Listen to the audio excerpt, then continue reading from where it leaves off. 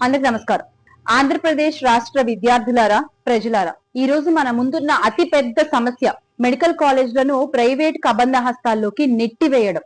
ప్రజల ఆస్తి అయినటువంటి ఆ విద్యాలయాల్ని బాబు గారు కార్పొరేట్ వ్యాపారులకి అమ్మేస్తున్నారు.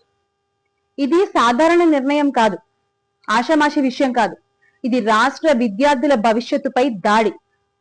అసలు మెడికల్ సీట్ అన్నది డబ్బున్న వాడికి కాదు, ప్రతిభ ఉన్న వాళ్లకే దక్కాలి. కానీ ఈ రోజున కూటమి నిర్ణయం వల్ల, బాబుగారి నిర్ణయం వల్ల విద్యార్థుల భవిష్యత్తు బుల్డోజర్ కింద తొక్కివేయబడుతోంది. విద్యని అమ్ముకోవడం అంటే భవిష్యత్తుని కబలించినట్లే అన్న విషయం కూటమి పెద్దలు ఎందుకు గ్రహించలేకపోతున్నారు? గౌరవనీయ ముఖ్యమంత్రి వర్యులు చంద్రబాబు నాయుడు గారు ఒక్క మాట వినండి. ఇది 1995 కాదు, ఇది 2025. ఆ రోజున మీ వెన్నుపోటు రాజకీయాలు నడిచుండొచ్చు గాక, కానీ ఈ రోజున మీరు రాష్ట్ర ప్రజలకి, రాష్ట్ర విద్యార్థులకు చేసిన వెన్నుపోటుని ఈ తరం, పోరాడే తరం చూస్తూ ఊరుకోదు. ఆ గొంతులన్నీ కలిసి మిమ్మల్ని ప్రశ్నిస్తున్నాయి. వారికి మీరు ఇచ్చే సమాధానం ఏంటి బాబు గారు?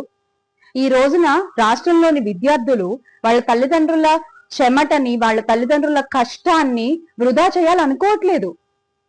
రాష్ట్రంలోని విద్యార్థులు, ప్రజలు మీ మెడికల్ కాలేజీల ప్రైవేటీకరణ అనేటువంటి నిర్ణయంపై పోరాడడానికి, గొంతెత్తడానికి సిద్ధంగా ఉన్నారు. డాక్టర్ కావాలన్న వాళ్ళ కలలని సాకారం చేసుకునే దిశగా ఈ రోజున రాష్ట్రంలోని విద్యార్థుల అడుగులు పడుతున్నాయి. ఎందుకంటే వాళ్ళకు తెలుసు, ఒక్క విద్యార్థి లేస్తే 1000 ద్రోహాలను తుడిచివేయబడచ్చు అని. ఒక్క గళం గర్జిస్తే 1000 కుట్రలు కూల్చివేయబడతాయి అన్న విషయం వాళ్ళకు తెలుసు. ఈ రోజున లోని విద్యార్థులు, వారి తల్లిదండ్రుల కడుపు మంటే మీ అహంకారాన్ని మట్టిలో కలుపుతుంది. విద్యని అమ్ముకునే వాళ్ళ పాలన ఏ నాటికైనా సరే బూడిదవ్వక మానదు. అసలు విద్యాశాఖ మంత్రి గారికి ఇవేం పట్టవా? దీని గురించి ఆయన ఏం మాట్లాడరా?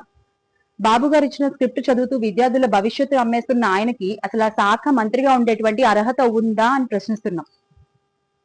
నారా లోకేష్ గారు విద్యాశాఖ మంత్ర, విద్యా షాక్ మంత్ర.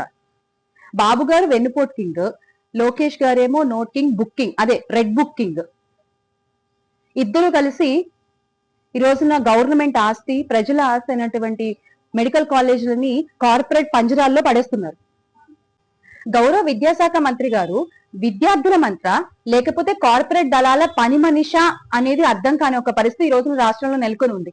గత ప్రభుత్వంలో వైఎస్ఆర్ కాంగ్రెస్ పార్టీ అధికారంలో ఉన్నప్పుడు ఎంతో గొప్పగా ఒక వెలుగు వెలిగినటువంటి విద్యాశాఖను ఈ రోజున మీరు ఏ స్థితికి తీసుకొచ్చేశారో రాష్ట్రంలోని ప్రజలు, విద్యార్థులు గమనిస్తూనే ఉన్నారు. విద్యార్థుల విప్లవమే మీ అహంకారానికి గొడ్డలి పెట్టవుతుంది. అదే లోకేష్ గారికి చివరి పాఠం అవుతుందన్న విషయం మీరు మర్చిపోకూడదు. జగన్మోహన్ రెడ్డి గారు పేద ప్రజల ఆరోగ్యాన్ని దృష్టిలో ఉంచుకుని, పేద విద్యార్థుల చదువుని, వారి భవిష్యత్తుని దృష్టిలో ఉంచుకుని రాష్ట్రానికి తీసుకొచ్చినటువంటి ఈ 17 మెడికల్ కాలేజ్ ని కాపాడుకోవాల్సినటువంటి బాధ్యత ఈ రోజున రాష్ట్రంలో ఉన్న ప్రతి ఒక్కళ్ళ మీద, ప్రతి ఒక్క విద్యార్థి పైన ఉంది. ఇది ఒక ఏ పార్టీ సమస్యో కాదు, ఇది ప్రజల సమస్య, ఇది మీ సమస్య. పోరాడితే పోయేదేమీ లేదు, బానిస సంఖ్యలు తప్ప.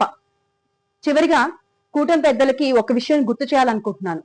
మా అధినేత వైఎస్ఆర్ కాంగ్రెస్ పార్టీ అధ్యక్షులు, మాజీ ముఖ్యమంత్రి వర్యులు అయినటువంటి శ్రీ వైఎస్ జగన్మోహన్ రెడ్డి గారు ఆల్రెడీ చెప్పారు, మేము అధికారంలోకి వచ్చిన తర్వాత మీరు ఏవైతే ఈ రోజున ప్రైవేటీకరణకి పూనుకుంటున్నారో అవన్నీ వెనక్కి తీసుకొచ్చేసుకుంటాము అన్న విషయం ఆల్రెడీ మీకు చెప్పారు.